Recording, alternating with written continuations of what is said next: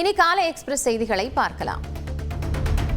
தமிழ்நாட்டில் திராவிட மாடல் ஆட்சி 2.0 அமையும் என முதலமைச்சர் மு.க. ஸ்டாலின் நம்பிக்கை தெரிவித்துள்ளார். கரூரில் நடைபெற்ற திமுகவின் முப்பெரும் விழாவில் கொட்டும் மழையிடையே பேசிய முதலமைச்சர், தமிழ்நாட்டில் பாஜகவுக்கு எப்போதும் நோ என்ட்ரி தான் என்றார். இந்த வெற்றி பயணம் தமிழ்நாட்டு மக்கள் ஆதரவோடு 2026 நிச்சயம் தொடரும். திராவிட மாடல் 2.0 ஆட்சி நிச்சயம் அமையும்.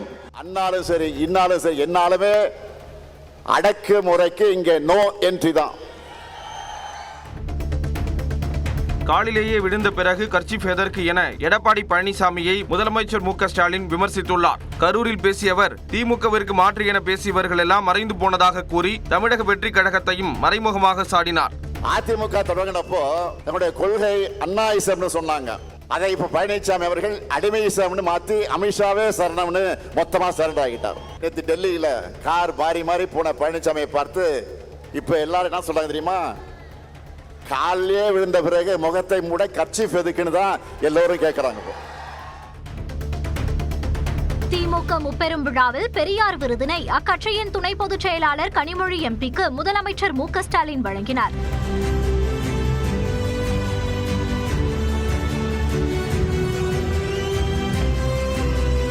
இதேபோன்று அண்ணா விருது சுப சீதாராமனுக்கும், கலைஞர் விருது சோமா ராமச்சந்திரனுக்கும், பேராசிரியர் விருது மருதூர் ராமலிங்கத்திற்கும், மு.க. ஸ்டாலின் விருது பொங்கலூர் நா. பழனிசாமிக்கும் வழங்கப்பட்டது. பாவேந்தர் பாரதிதாசன் விருது மறைந்த குளித்தலை சிவராமனுக்கு வழங்கப்பட்டது. சிவராமனுக்கு பதிலாக விருதை அவரது மனைவி பெற்றுக் கொண்டார்.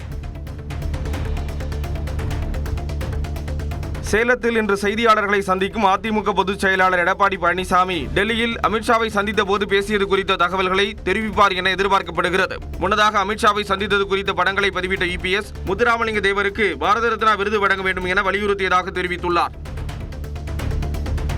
டெல்லியில் மத்திய உள்துறை அமைச்சர் அமித்ஷாவை சந்தித்துவிட்டு ஏன் முகத்தை மூடிக்கொண்டு வந்தார் என்பதற்கு எடப்பாடி பழனிசாமி பதிலளிக்க வேண்டும் என அமமுக பொதுச் செயலாளர் டிடிவி தினகரன் வினவியுள்ளார். இதுவரை கேள்விப்பட்டிருக்கீங்களா? அரசியல்ல எந்த ஒரு கட்சி தலைவராவது டெல்லியில சென்று அல்லது வேறு எங்கோ கூட்டணி கட்சி தலைவர்களை சந்தித்து விட்டு வரும் பொழுது இப்படி முகத்தை மூடிக்கொண்டு ஓடி வருவதை பார்த்திருக்கீங்களா? யார் இப்படி முகத்தை மூடிட்டு வருவாங்கன்னு உங்களுக்கு தெரியும். ஏதாவது ஒரு சாதனை செய்தால் அவர்களை இன்று முதல் மன்னரை நாங்கள் இப்படி அழைக்கிறோம் சொன்ன மாதிரி அண்ணன் பழனிசாமி இன்று முதல் முகமூடியார் பழனிசாமி என்று அழைக்கணும். தருமபுரி மாவட்டம் பொம்மிடியில் கனமழையால் சாலையில் ஆறு போல் தண்ணீர் பெருக்கெடுத்து ஓடியது. பொம்மிடி, கடத்தூர், பாப்பிரெட்டிப்பட்டி, தென்கரை கோட்டை உள்ளிட்ட பகுதிகளில் நேற்று மாலை இடிமின்னலுடன் பலத்த மழை பெய்தது. இதேபோன்று திருப்பூரில் ராயபுரம், கரட்டாங்காடு, கருவம்பாளையம், வீரபாண்டி சுற்றுவட்டாரத்தில் அரை மணி நேரத்திற்கு மேலாக கனமழை பெய்தது. பிரிட்ஜ்வே காலனியில் வெள்ளம் பெருக்கெடுத்து ஓடியது.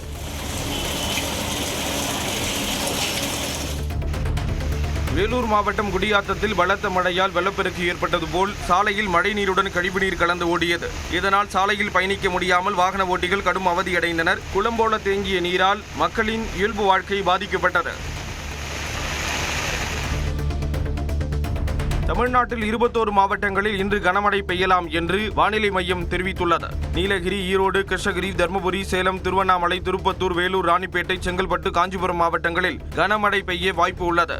இதேபோன்று கள்ளக்குறிச்சி, விழுப்புரம், கடலூர், பெரம்பலூர், அரியலூர், திருச்சி, மயிலாடுதுறை, தஞ்சாவூர், திருவாரூர், நாகப்பட்டினம் மாவட்டங்களில் இன்று கனமழை பெய்யலாம் என்று கணிக்கப்பட்டுள்ளது. சென்னை மற்றும் புறநகர் பகுதிகளில் இடி மின்னலுடன் மிதமான மழை பெய்யலாம் என்றும் தெரிவிக்கப்பட்டுள்ளது. தஞ்சாவூர் மாவட்டம் கும்பகோணம் மற்றும் அதன் சுற்றுவட்டார பகுதிகளில் கனமழை பெய்தது. 1 மணி நேரம் பெய்த கனமழையால் குளிர்ச்சியான சூழல் நிலவியது.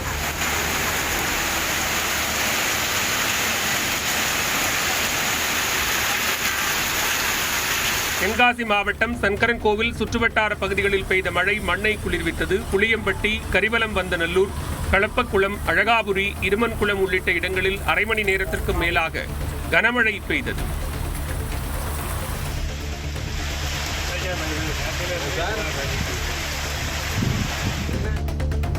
திருவாரூர் மாவட்டத்தின் பல்வேறு பகுதிகளில் கனமழை பெய்தது. வலங்கைமான், வடகரை, ஆலத்தூர், வீரமங்கலம், ஊத்துக்காடு உள்ளிட்ட பகுதிகளில் திடீரென்று கருமேகங்கள் சூழ்ந்து மழை கொட்டியது. சுமார் 1 மணி நேரம் பெய்த மழையால் விவசாயிகள் மகிழ்ச்சி அடைந்தனர்.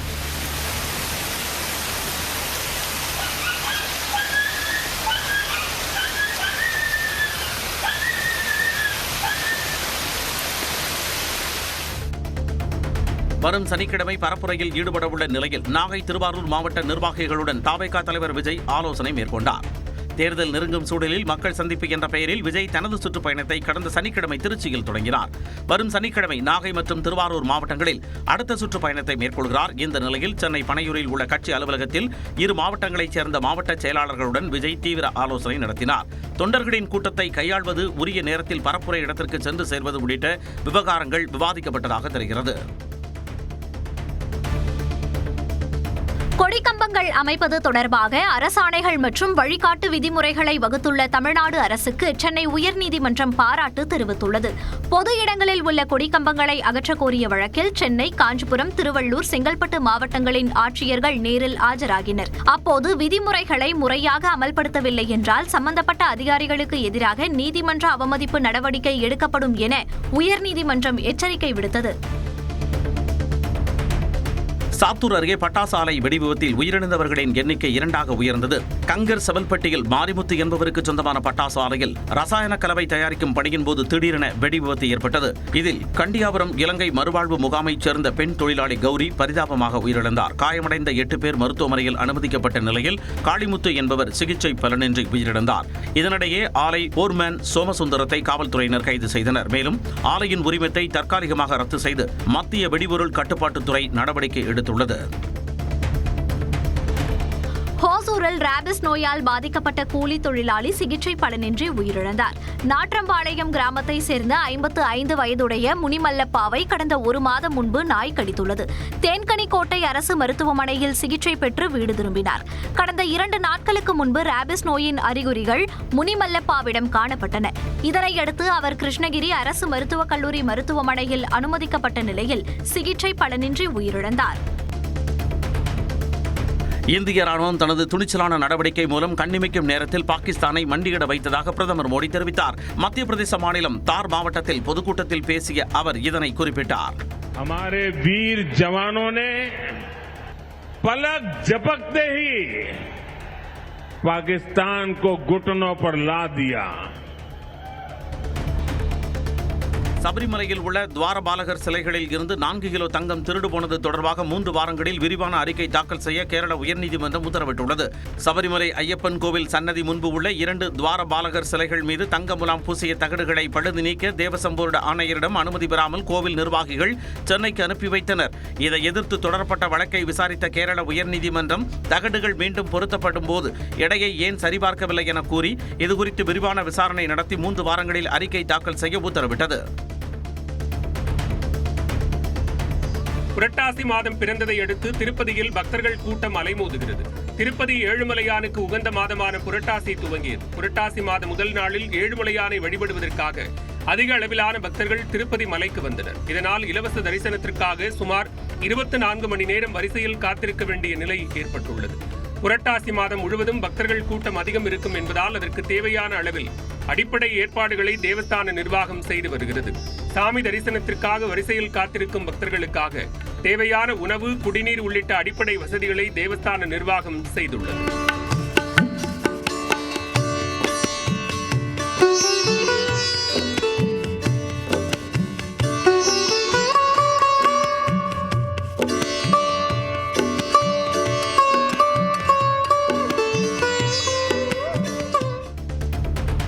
கர்நாடக மாநிலம் விஜயபுரா மாவட்டத்தில் எஸ்பிஐ வங்கியில் அதிகாரிகளை கட்டி போட்டு பணம், நகை கொள்ளையடிக்கப்பட்ட சம்பவம் அதிர்ச்சியை ஏற்படுத்தியுள்ளது. சடாச்சன் பகுதியில் உள்ள எஸ்பிஐ வங்கிக்குள் செவ்வாய்க்கிழமை மாலை நேரத்தில் ராணுவ வீரர்கள் உடையில் முகமூடி அணிந்த 5 பேர், மேலாளர், காசாளர் உள்ளிட்ட 3 பேரை கட்டி போட்டுவிட்டு நகை பணத்தை திருடினர். இதையடுத்து அங்கு வந்த போலீசார் வங்கி ஊழியர்களை மீட்டனர். இச்சம்பவம் தொடர்பாக போலீசார் தீவிர விசாரணை நடத்தி வரும் நிலையில் கொள்ளையர்கள் பயன்படுத்திய காரை பறிமுதல் செய்தனர்.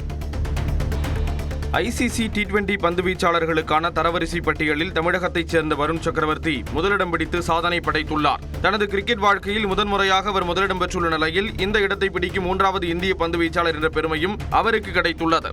733 என்ற ரேட்டிங்குடன் இந்த சாதனையை வருண் சக்கரவர்த்தி நிகழ்த்தியுள்ளார். இதுவரை 20 போட்டிகளில் களம் கண்டுள்ள வருண் சக்கரவர்த்தி 35 விக்கெட்டுகளை வீழ்த்தியுள்ளார்.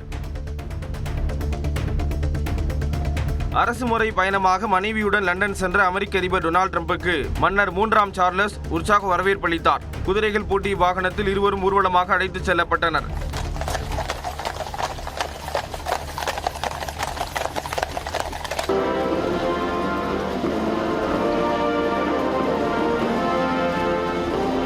இதனிடையே டிரம்பின் அரசியல் வெறுப்புணர்வை வளர்ப்பதாக கூறி அவருக்கு எதிராக ஆர்ப்பாட்டமும் நடைபெற்றது.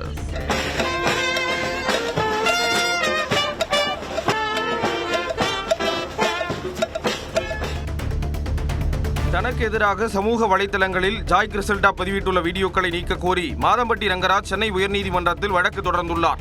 தனிப்பட்ட விவகாரத்தில் நிறுவனத்தை தொடர்புபடுத்தி பேசியதால் 15 நாட்களில் 12,000 கோடி ரூபாய் இழப்பு ஏற்பட்டதாக மனுவில் ரங்கராஜ் தெரிவித்துள்ளார். அதே நேரத்தில் வீடியோக்களை நீக்கப் போவதில்லை என ஜாய் கிறிசல்டா தெரிவித்துள்ளார். மோடி மற்றும் அவரது தாயார் குறித்த ஏஐ வீடியோக்களை உடனடியாக சமூக வலைதள பக்கங்களில் இருந்து அகற்ற காங்கிரஸ் கட்சிக்கு பாட்னா உயர்நீதிமன்றம் உத்தரவிட்டுள்ளது.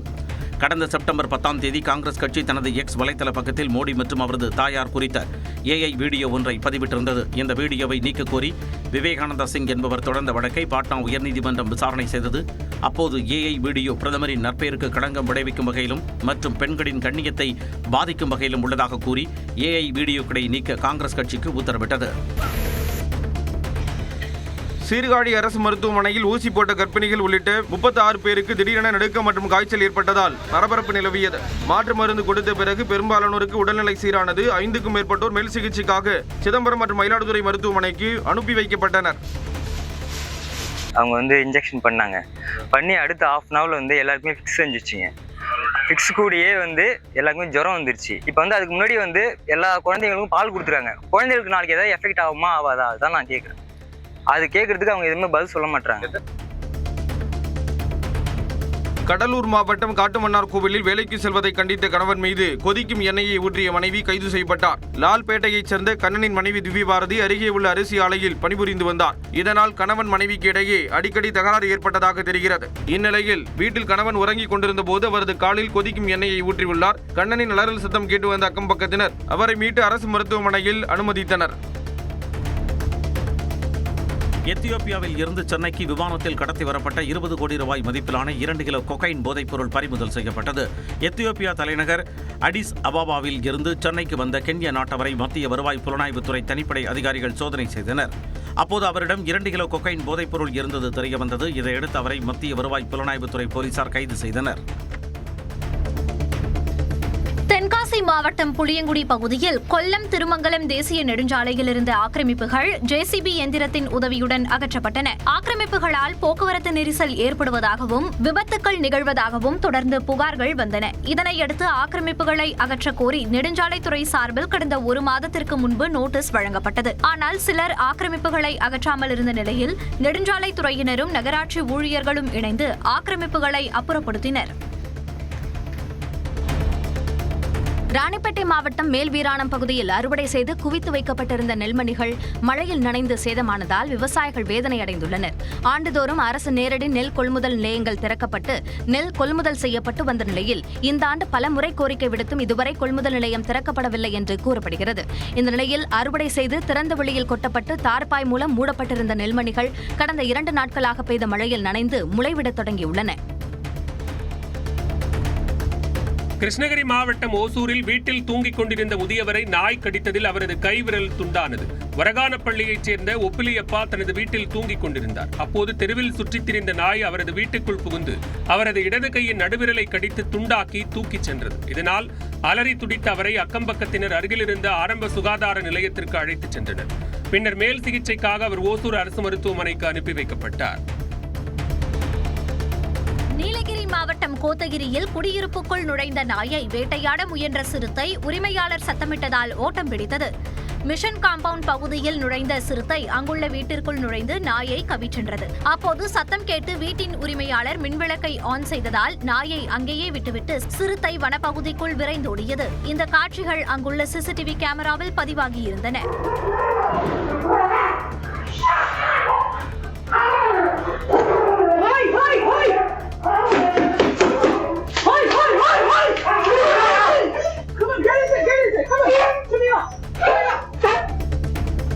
கான்கிரீட் சாலை அமைப்பதற்காக திருவண்ணாமலை அண்ணாமலையார் கோயிலின் பஞ்சமூர்த்தி தேர்கள் 200 மீட்டர் தொலைவிற்கு நகர்த்தி நிறுத்தப்பட்டன. 4 மாட வீதிகளில் கான்கிரீட் சாலை அமைக்கும் 2ஆம் கட்ட பணி காந்தி சிலையிலிருந்து திருவுடல் தெரு வரையில் நடைபெறவுள்ளது. இதற்காக 16 கால் மண்டபம் எதிரே நிறுத்தப்பட்டிருந்த தேர்கள் பக்தர்கள் மற்றும் ஜேசிபி இயந்திரத்தின் உதவியுடன் நகர்த்தி வைக்கப்பட்டன. முன்னதாக சிவாச்சாரியார்கள் வேத மந்திரங்கள் முழங்க கலச பூஜை செய்யப்பட்டது. திருவாரூர் அருகே கணவருடன் இருசக்கர வாகனத்தில் சென்றபோது சக்கரத்தில் சேலை சிக்கியதால் பெண் தூக்கி வீசப்பட்ட சிசிடிவி காட்சி நெஞ்சை பதறச் செய்துள்ளது.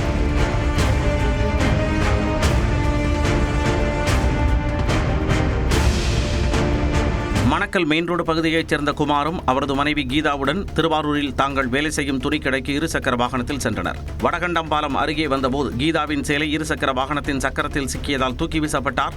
இதில் அவருக்கு முகம், கை, காலில் பலத்த காயம் ஏற்பட்ட நிலையில் திருவாரூர் அரசு மருத்துவமனையில் அனுமதிக்கப்பட்டுள்ளார். கேரள மாநிலம் சிரால் அருகே உள்ள குடியிருப்பு பகுதிக்கு வந்த கரடி ஒன்று அங்குள்ள ஒரு வீட்டின் முன்பு உள்ள தோட்டத்தில் புகுந்தது. கேரள மாநிலம் வயநாடு மாவட்டத்தில் உள்ள வனப்பகுதியில் இருந்து சமீப காலமாக உணவு தேடி வெளியேறும் கரடிகள் குடியிருப்பு பகுதியில் உலவுகின்றன. அந்த வகையில் சிரால் அருகே உள்ள குடியிருப்பு பகுதிக்கு வந்த கரடி பலாமரத்தில் ஏறி பழத்தை பறித்து ருசித்தது. இதனை வீட்டின் உரிமையாளர் வீடியோவாக பதிவு செய்து வெளியிட்டுள்ளார். செங்கல்பட்டு மாவட்டம் கூவத்தூர் அருகே மீனவர்களின் வலையில் 36 கிலோ எடை கொண்ட அரிய வகை மயில் கோலா மீன் சிக்கியது. பெருந்துறவு மீனவர் குப்பத்தைச் சேர்ந்த விக்னேஷ் என்பவர் வழக்கம் போல 5 மீனவர்களுடன் கடலுக்கு மீன்பிடிக்க சென்றார். அப்போது அவர்களின் வலையில் 4.5 அடி உயரமுள்ள கோலா மீன் கிடைத்தது. இந்த மீனுக்கு 6000 ரூபாய் வரை விலை கிடைக்கும் என தெரிவித்த மீனவர்கள் சதுரங்கப்பட்டினம் வியாபாரியிடம் விற்க கொண்டு வந்தனர். கொடைக்கானல் வனப்பகுதிகளில் பெய்து வரும் கனமழையால் தேனி மாவட்டம் கும்பக்கரை அருவியில் வெள்ளப்பெருக்கு ஏற்பட்டு சுற்றுலா பயணிகள் குளிக்க தடை விதிக்கப்பட்டுள்ளது. வெள்ளக்கிவி, வட்டக்கானல் உள்ளிட்ட வனப்பகுதிகளில் பெய்த மழையால் கும்பக்கரை அருவியில் தண்ணீர் ஆர்ப்பரித்து கொட்டுகிறது.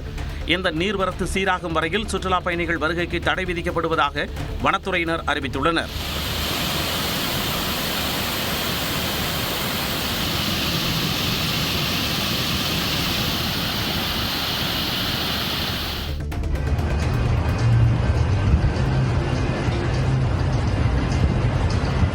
பிரதமர் மோடியின் 75வது பிறந்த நாளையொட்டி துபாயில் உள்ள உலகின் உயரமான கட்டடமான புர்ஜ் கலிஃபாவில் லேசர் ஒளியால் அவருக்கு வாழ்த்து தெரிவிக்கப்பட்டது. பிரதமர் மோடியின் 75வது பிறந்த நாளையொட்டி அவருக்கு அமெரிக்க அதிபர் ட்ரம்ப், ரஷ்ய அதிபர் புட்டின் உள்ளிட்ட உலகத் தலைவர்கள் பலரும் வாழ்த்து தெரிவித்தனர். இந்நிலையில் பிரதமர் மோடியின் பிறந்த நாளையொட்டி துபாயில் உள்ள புர்ஜ் கலிஃபா கட்டடத்தில் அவரது புகைப்படம் மற்றும் இந்திய மூவர்ண கொடி இரவில் ஒளிரவிடப்பட்டது.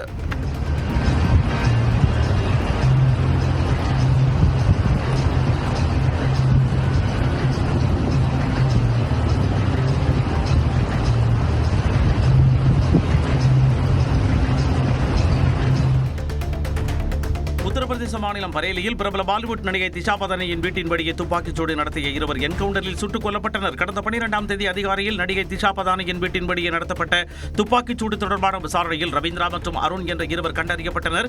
இருவரையும் காசியாபாத் அருகே காவல்துறையினர் சுற்றி வளைத்தபோது காவல்துறையினர் நோக்கி அவ்விருவரும் துப்பாக்கிச்சூடு நடத்தியதாக கூறப்படுகிறது.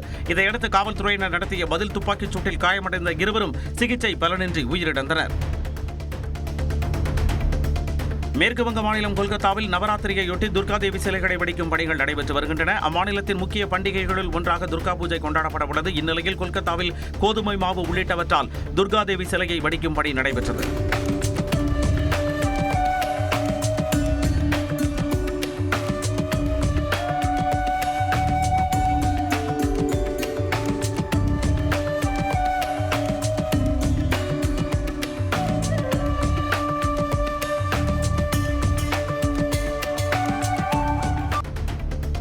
ஐஸ்கிரீம் உள்ளிட்ட ஆங்கில வார்த்தைகளை பயன்படுத்தக்கூடாது என வடகொரிய அதிபர் கிம் ஜாங் உன் தடை விதித்துள்ளார். ஐஸ்கிரீம் என்ற பெயர் உலகளவில் அனைவரும் அறிந்து கொள்ளக்கூடிய ஒன்றாக உள்ளது. ஆனால் வடகொரியாவில் இந்த பெயரை உச்சரிக்க அந்நாட்டு அதிபர் கிம் ஜாங் உன் தடை விதித்துள்ளார். அதற்கு பதிலாக எசுகிமோ என்ற வார்த்தையை பயன்படுத்துமாறு அறிவுறுத்தியுள்ளார். வடகொரிய மக்கள் அன்றாடம் பயன்படுத்தும் ஆங்கிலம் மற்றும் தென்கொரிய மொழிகளின் பயன்பாட்டை அகற்றுவதற்கு இந்த நடவடிக்கை மேற்கொள்ளப்பட்டுள்ளதாக தெரிகிறது. சுற்றுலா வழிகாட்டிகளும் அந்நிய நாட்டினருடன் தொடர்பு கொள்ளும் போது முற்றிலும் ஆங்கில வார்த்தைகளை தவிர்க்குமாறு அறிவுறுத்தப்பட்டுள்ளது. சீனாவில் சாலையை கடக்க உதவிய பெண்ணை முதியவர் கன்னத்தில் அறைந்த காட்சி வெளியாகியுள்ளது. கடந்த வெள்ளிக்கிழமையன்று சீனாவில் எப்போதும் பரபரப்பாக காணப்படும் லன்ஷோ நகரில் முதியவர் ஒருவர் சாலையை கடக்க முயன்றார். இதனை கண்ட இளம்பெண் ஒருவர் தனது காரிலிருந்து இறங்கி முதியவருக்கு உதவச் சென்றார். அப்போது யாரும் எதிர்பாராத வகையில் முதியவர் அந்த பெண்ணின் கன்னத்தில் அறைந்தார். இதில் அவரது கண்ணாடி கீழே விழுந்தது. ஏமாற்றத்துடனும் அதிர்ச்சியுடனும் அந்த பெண் திரும்பிச் சென்றார்.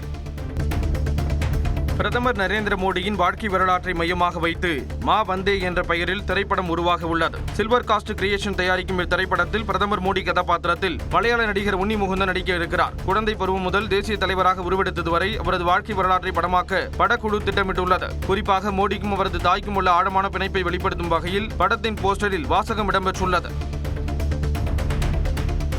வேலூர் மாவட்டம் காட்பாடியில் பொன்னையாற்றின் கரையோர மக்களுக்கு வெள்ள அபாய எச்சரிக்கை விடுக்கப்பட்டுள்ளது. ஆந்திர மாநிலத்தில் கனமழை பெய்து வருவதால் அங்குள்ள கலவகுண்டா நீர்த்தேக்கத்திலிருந்து உபரிநீர் திறக்கப்பட உள்ளது. இந்த நீர்வரத்தால் வேலூர் மாவட்டத்தில் பொன்னையாற்றில் வெள்ளப்பெருக்கு ஏற்படும் அபாயம் உள்ளது. இதன் காரணமாக காட்பாடி வட்டத்தில் உள்ள பொன்னை, மாதாண்டகுப்பம், எருக்கம்பட்டி, வள்ளிமலை, மேல்பாடி, கீழ்பாதநல்லூர், தேன்பள்ளி, குகைநல்லூர், திருப்புலம் ஆகிய கிராமங்களுக்கு வெள்ள எச்சரிக்கை விடுக்கப்பட்டுள்ளது.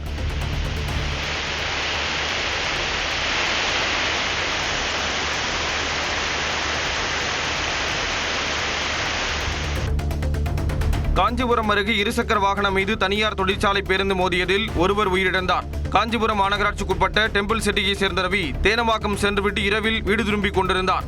மிலிட்டரி ரோடு அண்ணா குடியிருப்பு அருகே வந்து கொண்டிருந்த போது இவரது வாகனம் மீது தனியார் தொழிற்சாலை பேருந்து மோதி விபத்துக்குள்ளானது. இதில் ரவி சம்பவ இடத்திலேயே உயிரிழந்தார். அறந்தாங்கி அருகே ராஜேந்திரபுரத்தில் சாட்டை ஐயனார் கோயில் புறவி எடுப்பு திருவிழா கோலாகலமாக நடைபெற்றது. சுமார் 10 கிலோமீட்டர் தூரம் தோளில் சுமந்து சென்று கிராம மக்கள் நேர்த்திக்கடன் செலுத்தினர். பல்வேறு பகுதியிலிருந்து ஏராளமானோர் கலந்து கொண்டு சாமி தரிசனம் செய்தனர்.